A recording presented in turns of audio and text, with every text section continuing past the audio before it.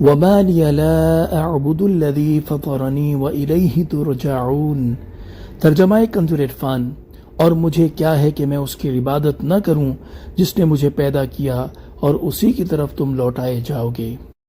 تفسیر صراط الجنان۔ جب مرد مومن نے قوم سے رسولوں کی پیروی کرنے کا کہا تو قوم نے ان سے کہا، کیا تم ہمارے دین کے مخالف ان لوگوں کی پیروی کرنے لگے ہو اور ان کے خدا پر ایمان لے آئے ہو؟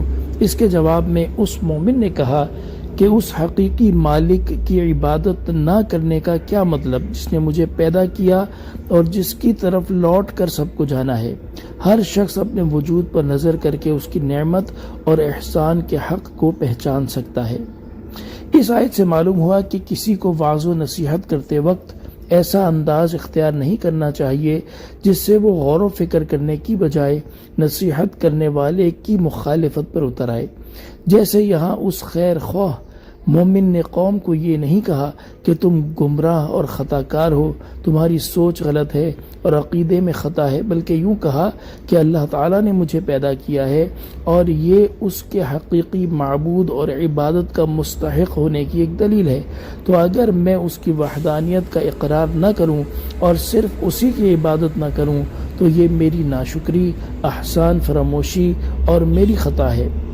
یوں اس لیے کہا تاکہ قوم اس بات پر غور کرے کہ اگر اللہ تعالیٰ کی وحدانیت کا اقرار کرنا اور صرف اسی کو عبادت کا مستحق ماننا غلط طریقہ ہوتا تو یہ شخص اپنے لیے اسے اختیار نہ کرتا، کیونکہ انسان اپنے لیے ہمیشہ صحیح چیز کو ہی اختیار کرتا ہے۔ اس کے بعد انتہائی لطیف طریقے سے قوم کو اس کی گمراہی پر تنبیہ کی کہ مرنے کے بعد جب تمہیں دوبارہ زندہ کیا جائے گا تو اس وقت تمہیں اللہ تعالیٰ ہی کی بارگاہ میں لوٹایا جائے گا اور تم سے تمہارے اعمال کے بارے میں پوچھا جائے گا، اور جیسے تمہارے اعمال ہوں گے ویسی تمہیں جزا ملے گی۔ اس لیے دانش مندی کا تقاضا یہی ہے کہ تم ان رسولوں کی اتباع کرو اور اللہ تعالیٰ کی وحدانیت کا اقرار کر کے صرف اسی کی عبادت کرو۔ أَأَتَّخِذُ مِن دُونِهِ آلِهَةً إِن يُرِدْنِ الرَّحْمَنُ بِضُرٍّ لَا تُغْنِ عَنِّي شَفَاعَتُهُمْ شَيْئًا وَلَا يُنْقِذُونَ۔ ترجمہ کنز عرفان۔ کیا میں اللہ کے سوا اور معبود بنا لوں کہ اگر رحمان مجھے کوئی نقصان پہنچانا چاہے تو ان کی سفارش مجھے کوئی نفع نہ دے اور نہ وہ مجھے بچا سکیں۔ انی اذا لفی ضلال مبین، بے شک جب تو میں کھلی گمراہی میں ہوں گا۔ انی آمنت بربکم فاسمعون، بے شک میں تمہارے رب اللہ پر ایمان لایا تو تم میری سنو۔ تفسیر صراط الجنان۔ ان آیات کا خلاصہ یہ ہے کہ مرد مومن نے مزید یہ کہا، کیا میں اپنے خالق اللہ تعالیٰ کو چھوڑ کر ان بتوں کو اپنا معبود بنا لوں جن کی بے بسی کا حال یہ ہے کہ اگر رحمان عز و جل مجھے کوئی نقصان پہنچانا چاہے تو یہ بت مجھے کوئی نفع نہیں پہنچا سکتے، کیونکہ انہیں سفارش کرنے کی اہلیت اور اس کا حق حاصل ہی نہیں، اور نہ ہی وہ خود اپنی قدرت اور طاقت کے ذریعے مجھے اس نقصان سے بچا سکیں گے۔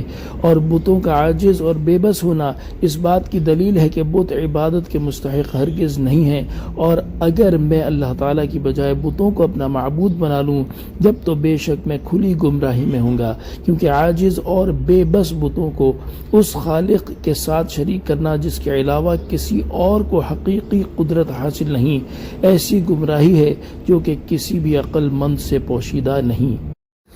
انی آمنت بربکم، بے شک میں تمہارے رب اللہ پر ایمان لایا۔ اس آیت کی ایک تفسیر یہ ہے کہ جب اس مبلغ مومن نے اپنی قوم سے ایسا نصیحت آمیز کلام کیا تو وہ لوگ ان پر یک بارگی ٹوٹ پڑے، ان پر پتھراؤ شروع کیا اور پاؤں سے کچلا۔ جب قوم نے ان پر حملہ شروع کیا تو انہوں نے جلدی سے رسولوں کی خدمت میں عرض کیا، بے شک میں آپ کے رب عز و جل پر ایمان لایا تو آپ میرے ایمان کے گواہ ہو جائیں۔ دوسری تفسیر یہ ہے کہ اس مبلغ نے اپنی قوم کو مخاطب کرتے ہوئے کہا کہ بے شک میں تمہارے اس رب پر ایمان لے آیا ہوں جس کا تم انکار کرتے ہو، کیونکہ وہی میرا، تمہارا اور ساری کائنات کا حقیقی رب ہے، تو تم ان رسولوں کی پیروی کرنے سے متعلق میری بات غور سے سنو اور میری بات مان لو۔ میں نے تمہیں حق پر متنبع کر دیا ہے اور یہ بھی بتا دیا ہے کہ عبادت کا حقدار وہی ہے جس نے تمہیں پیدا کیا ہے اور جس کی طرف تمہیں لوٹ کر جانا ہے۔ قوم نے ان کی نصیحت پر عمل کرنے کی بجائے انہیں شہید کر دیا۔ صلو علی الحبیب صلی اللہ تعالی علی محمد صلی اللہ علیہ وسلم۔